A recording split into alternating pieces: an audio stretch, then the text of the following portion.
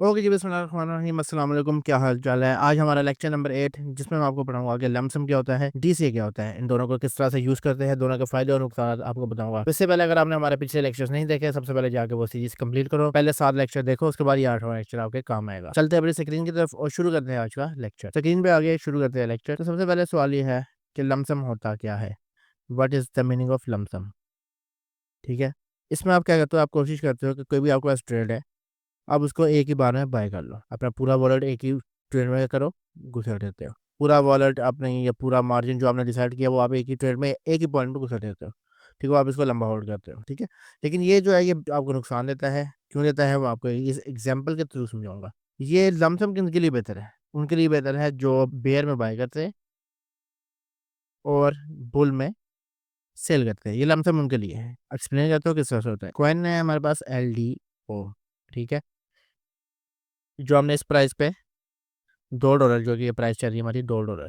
ठीक है, $2 का साइन है, यहाँ पे आपने बाई किया। $2 का LDO चला था। ठीक है। आपने क्या किया, $1000 से बाई कर लिया। ठीक है। अब आपके अकाउंट में क्या आ गया जी? आपके अकाउंट में आ गया 500 LDO और $1000 आपका गया, जिसकी वैल्यू 1000 है। अब प्राइस यहाँ से ऊपर गई, अगेन कुछ देर बाद नीचे आ गई। ठीक है। अब इस पॉइंट में आपके पास क्या है, आपकी प्राइस जो है वो $1.5 आ गई LDO की, और आपका जो वॉलेट है वो $750 हो गया। फिर आपने होल्ड रखा, मार्केट चली गई यहाँ पे, आपने सेल नहीं किया। आप भूल जाना, टीपी लगाया होता आपने, के ऊपर ही जाके। ठीक है, वो हमने सेल नहीं किया यहाँ पे, या ये अभी और ऊपर जाएगा और ऊपर जाएगा, जिस वजह से हमने सेल नहीं किया। यहाँ पे आपका LDO जो था वो $3 पे जा रहा था, और आपका जो प्रॉफिट था वो था $500। ठीक है। ये टोटल वैल्यू आपकी थी $1500। उसके बाद क्या हुआ, मार्केट के नीचे आ गई इस साइकिल पे। यहाँ पे LDO कितने पे आ गया, $1 पे आ गया। ठीक है। हमने क्या किया, परेशान हो रहे यार, मार्केट नीचे आ गई। क्योंकि मैंने सारा मार्जिन एक ही दफा घुसा दिया, अब आपको चांस नहीं, आप दोबारा बाय करो। अब वैल्यू कितनी रहेगी आपके वॉलेट की, वो रहेगी है $500। अब आप वेट करते हो, वेट करते हो, जैसे ही वैल्यू जाता है $2.45 पे, आप क्या कर देते हो, सेल कर देते हो विद माइनस से प्रॉफिट, जो कि $250 बनता है। क्या वो आपको इतना रोलर कोस्टर राइड के बाद आपको क्या मिला? आपको मिला $250 का प्रॉफिट, बस। ये होता है लमसम जब आप एक ही टाइम पे सारा पैसा अपना एक ही ट्रेड में घुसा देते हो, without any planning, without any risk management. ठीक है, ये होता है लमसम, जो कि मैं रिकमेंड नहीं करता कि आप इस तरह से हरकतें करो। अब हमारे पास क्या आ रहा है, अब आ रहा है हमारे पास डॉलर कॉस्ट एवरेज। ये कंसेप्ट जो है ये आपको समझ आना चाहिए। ठीक है, ये आपको स्पोर्ट में अगर आप कर रहे हो या फ्यूचर कर रहे हो, दोनों में ये कंसेप्ट बड़ा अच्छा काम करता है। ठीक है। अब हम एग्जाम्पल क्या लेते हैं, हम लेते हैं XRP की। XRP। ठीक है। अब आपने क्या किया, अब आपके पास वही वॉलेट है $1000 का। ठीक है। और सेम टाइम पीरियड आपने लगाया 1 महीने, 2 महीने या 1 हफ्ता। XRP $2 पे जाता है। आपने क्या किया जी, आपने क्वाइल नहीं किया भाई, XRP $200 का, आपके पास 100 XRP आ गए। ठीक है, आपके पास अभी भी $800 का बैलेंस पड़ा हुआ है इस प्राइस पे। मार्केट यहाँ से गई नीचे, अब XRP क्या हो गया, $1.5 का। तो यहाँ पे आपने क्या किया, $300 से आपने XRP और बाय कर लिया। तो अब आपके पास वॉलेट में क्या आ गया भाई, 300 कॉइन आपके पास यहाँ पे आ गए, जिसकी वैल्यू है $450। और आपके पास अभी पड़ा हुआ है $550, जो 550 बनता है, मैंने 500 यहाँ पे लिखा हुआ है, गलती है यहाँ पे, चलो $550 बनते हैं। अब आपकी बाइंग कॉस्ट कहाँ पे आ गई, आपकी जो पहले बाइंग, जो इनिशियल बाइंग थी वो यहाँ पे आ गई। अब दूसरी इनिशियल आपने बाइंग की तो आपकी इनिशियल बाइंग यहाँ पे आ गई है। ठीक है। अब मार्केट ऊपर गई है, लेकिन आपका टीपी नहीं किया, मार्केट में वापस नीचे आ गई। आपने यहाँ पे सेल नहीं किया, कुछ सेल नहीं किया, मार्केट नीचे आ गया, आपने टीपी लगाया था इधर पे, यहाँ से मार्केट नीचे आ गई दोबारा, और यहाँ से अगेन बाइंग स्टार्ट की। ठीक है, यहाँ पे प्राइस आ गई $1 XRP का। अब हमने क्या किया, आपके पास $500 पड़े हुए थे, $550। तो हमने क्या किया, बल्कि हाँ ठीक है, $550 पड़े थे, हमने यहाँ पे बाइंग कर ली।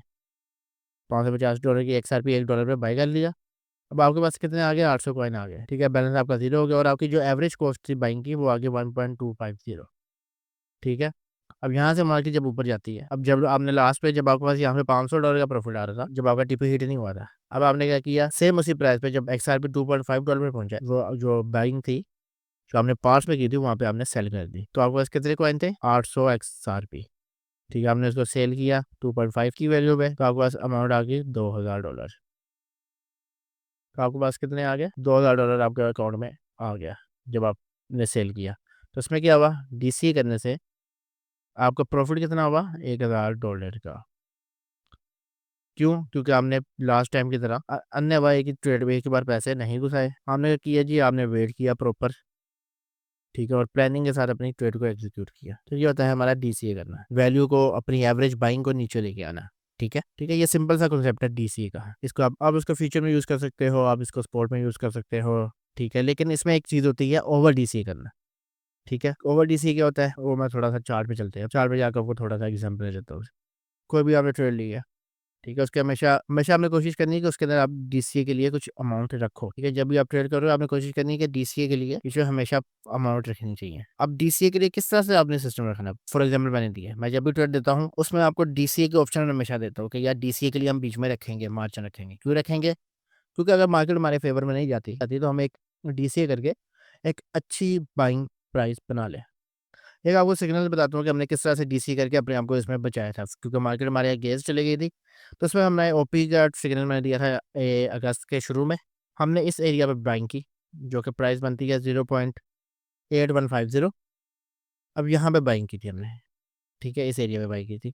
अब यहाँ पे बाइंग क्यों की थी? क्योंकि हमारे पास एक क्लियर यहाँ पे चेंज ऑफ करेक्टर का, मार्केट का स्ट्रक्चर शिफ्ट था, जिसकी बेस पे हमने यहाँ पे ट्रेड प्लान की थी। ठीक है, लेकिन मार्केट ने क्या किया, अगेन मार्केट यहाँ से नीचे चले गई। ठीक है, उसके बाद हमने प्लान क्या किया कि ये एरिया जो है हमारा, ये एरिया, इस एरिया पे हमने क्या किया, डीसीए किया। 0.7175 पे हमने डीसीए किया। ठीक है, तो उसके बाद क्या होगा, हमारी जो एंट्री प्राइस यहाँ पे थी वो उठ के आ गई यहाँ पे। एंट्री प्राइस कहाँ पे आ गई? 0.7450 पे।